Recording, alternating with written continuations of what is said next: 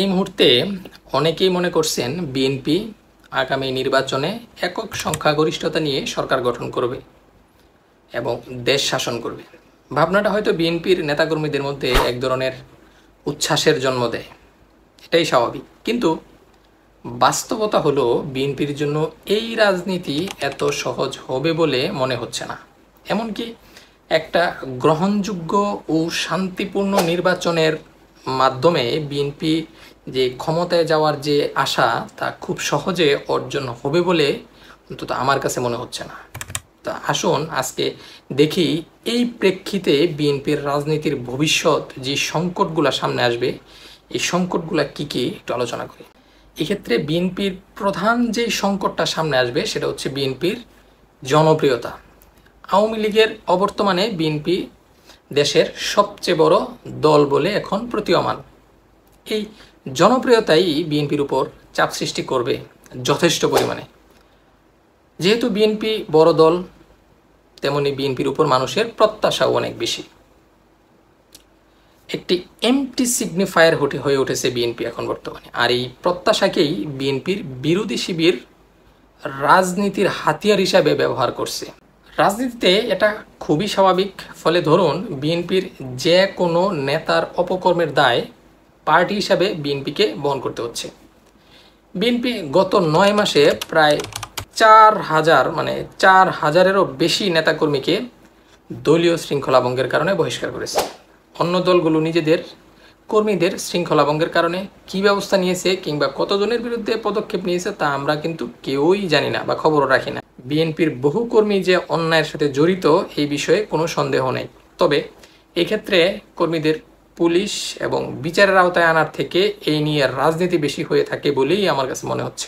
BNP এরপরে যে দ্বিতীয় সংকটটার মোকাবেলা করতে হবে সেটা হচ্ছে বিএনপির কোন নেতার জনসমর্থন আসলেই আছে সেটা কিন্তু বিএনপি নিজেরাও জানে না বা নিশ্চিত নয়। একটু আশ্চর্য লাগছে, তাই না?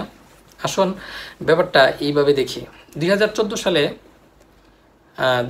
সাল থেকে 2024 সাল পর্যন্ত 3 নির্বাচনে বিএনপি অংশ নেয়নি। কেননা এতে ব্যাপক কারচুপি হয়েছে, রাতের ভোট, তারপরে ডামি ভোট ইত্যাদি ইত্যাদি। এর ফলে আওয়ামী লীগের মধ্যে যেমন হাইব্রিড নেতারা শুধু সংসদের টিকিট কিনে নেতা হয়েছে, তেমনি বিএনপির কোন নেতার পেছনে কত লোকের জনসমর্থন আছে তা বিএনপির নেতৃত্বের পক্ষে জানা সম্ভব হয়। যারা মনে করেন যে তাদের পেছনের জনসমর্থন আছে, কিন্তু বাস্তবে এর প্রমাণ বা অপপ্রমাণ করার কোনো নির্বাচনী ডাটা আমাদের নেই। এর ফলে পার্টির ভেতরে যে ক্ষমতার যে ছোট ছোট ব্লকগুলো যখন কেন্দ্রীয় নেতৃত্বকে নিজেদের এজেন্ডা বাস্তবায়নের চাপ দেয়, তখন কেন্দ্রীয় নেতৃত্ব এই ক্ষমতার ব্লকগুলোর জনসমর্থনের ভিত্তিতে সিদ্ধান্ত নিতে পারে না, কেননা সেই তথ্য নেই। তখন তারা ব্যক্তিগত আনুগত্যের ভিত্তিতে সিদ্ধান্ত নিতে বাধ্য হন। এই প্রক্রিয়া পার্টিকে দুর্বল করে দেয় এবং পার্টির মধ্যে গঠনতন্ত্র ভাঙার এবং ক্ষমতার প্রতিযোগিতা বিস্তারের প্রবণতা বাড়িয়ে দেয়।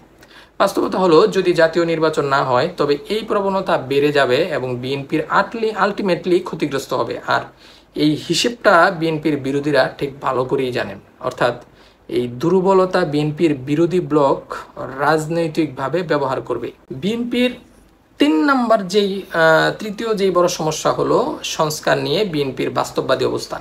যেহেতু বিএনপি ক্ষমতায় যাবে, সেহেতু তাদের উপর দায়িত্ব পড়বে সংস্কার বাস্তবায়ন করা। অন্যদিকে বিএনপির বিরোধী পক্ষ যারা সংস্কারের প্রায় সব বিষয়ে একমত, কিছু বিষয়ে দ্বিমত আছে তবে তা মাইনর, কেননা তারা আপাতত ক্ষমতায় যাচ্ছে না এবং তাদের আপাতত হারানোর কিছু নাই, বরং সকল সংস্কার বাস্তবায়ন হলে এরা বিরোধী দল হিসেবে ক্ষমতার একটা বড় ভাগ পাবে। তবে সরকারের ব্যর্থতার দায় তেমন নিতে হবে না, যা নিতে হবে বিএনপি। অন্যদিকে বিএনপির চিন্তা কিছু সংস্কার প্রস্তাব এমনভাবে করা যা মানলে আগামী নির্বাচিত সরকার অনেকটা দুর্বল আকারেই কাজ করতে বাধ্য হবে, যেমন এনসিসি গঠন। আর এখানেই রাজনীতি। এখন যদি বিএনপি অনেকগুলো সংস্কার ভেটো দেয় এবং নির্বাচনের জন্য জোর করে, সেক্ষেত্রে অন্য দলগুলো যেমন জামাত, এনসিপি, এবি পার্টি, চরমনাই পীরের দল, অন্যান্য ইসলামিক দলগুলো মিলে যদি নির্বাচন বয়কট করে এবং নির্বাচন প্রতিহত করার হুমকি দেয়, তবে বিএনপির আসলে কিছুই করার নেই। বাস্তব দৃষ্টিতে যা মনে হচ্ছে, আওয়ামী লীগকে নির্বাচনে অংশ নিতে দেওয়া হবে না। এখন যদি ইসলামী দলগুলি নির্বাচন বয়কট করে, তবে বিএনপি কি একা একা নির্বাচন করবে? আবার এই একই দলগুলো যদি নির্বাচন প্রতিহত করার চেষ্টা করে, তবে কি সরকার শক্তি প্রয়োগ করে নির্বাচন করবে? আমার অন্তত মনে হয় না সরকার তা করবে। আমি বলছি না এমন হবে, তবে আমরা এমন অনেক লক্ষণ রাজনীতিতে দেখতে পাচ্ছি। তো মোদ্দা কথা হলো, বিরোধীদের কাছে যেই ব্ল্যাকমেল করার অস্ত্র আছে বিএনপির কাছে নেই, এটাই বাস্তবতা। বিএনপিকে ছাড় সবচেয়ে বেশি দিতে হচ্ছে। এইখানে পপুলিস্ট আলাপ না করে পিওর রাজনীতির দিক থেকে দেখতে হবে। বিএনপির 4 নাম্বার যেই সংকটটা সামনে আসবে সেটা হচ্ছে বিএনপি 2006 সালের পর থেকে কোনো গভর্নিং মেমোরি নেই। আরেকটু বিস্তারিত যদি বলি, যে কোনো রাজনৈতিক দল যখন সরকার গঠন করে তখন দেশ শাসন করতে গেলে দেশ শাসনের কিছু অভিজ্ঞতা অর্জন করে এবং পার্টির ভেতরে গভর্নিংয়ের একটা মেমোরি তৈরি হয়। এটা পার্টির ভেতরের একটা স্কিল গ্রুপ তৈরি করে যা দেশ শাসনের জন্য অত্যন্ত গুরুত্বপূর্ণ। কিন্তু 2006 সালের পর থেকে প্রায় 19 বছর বিএনপির কোনো গভর্নিং মেমোরি তৈরি হয় নাই। অন্যদিকে দেশের গভর্নিং বাস্তবতা পাল্টে গেছে। এই নতুন বাস্তবতায় গভর্নিং মেমোরি ছাড়া যে কাঠামোগত দুর্বলতা বা দুর্বল সরকার ভবিষ্যতে তৈরি হবে, তার সাফল্যের সম্ভাবনাও চ্যালেঞ্জের মুখে। আপাতত সংবিধান সংস্কারের সকল প্রস্তাব যদি মেনে নেওয়া হয়, তবে নিঃসন্দেহে আমরা আগামীতে যেই নির্বাচন হবে ওই নির্বাচনের পরে আমরা একটা দুর্বল সরকার পাবো, যার কাজে প্রতিনিয়ত বিরোধীরা বাগড়া দেবে। আমাদের দেশের রাজনীতিতে যে কোনো ব্যর্থতার দায় সরকারের, এই ক্ষেত্রে বিরোধীদের কোনো দায় থাকে না। এ কারণেই এখানে বিরোধী দলের রাজনীতি করাটা অনেকটাই সহজ। সবচেয়ে গুরুত্বপূর্ণ যে সংকটটা হচ্ছে, শেষ সংকটটা আমার কাছে যেটা মনে হয়, বিএনপির অ্যাংরি ইউথ। আমরা অনেকেই চোখ বন্ধ করে আছি, কিন্তু বাস্তবতা হল আমাদের আশেপাশেই এই অ্যাংরি ইউথরা ঘুরে বেড়াচ্ছে। তারা যা চায় তা পায় না, আর যা পায় তা চায় না। এই চাওয়া পাওয়ার যে দ্বন্দ্ব তাদের মধ্যে যে আগুন তৈরি করেছে, তাই জুলাই আন্দোলনের সময় মুখ্য ভূমিকা পালন করেছিল। এই আগুন এখনও থেকে গেছে এবং ভবিষ্যতে এই আগুন আরও বাড়বে, কেননা দায়িত্ব নেওয়ার যে মানসিকতা বাড়েনি, কিন্তু আমাদের প্রত্যাশা বেড়েছে। এই প্রত্যাশাই বিএনপির গভর্নিংয়ের জন্য সবচেয়ে বড় রিস্ক।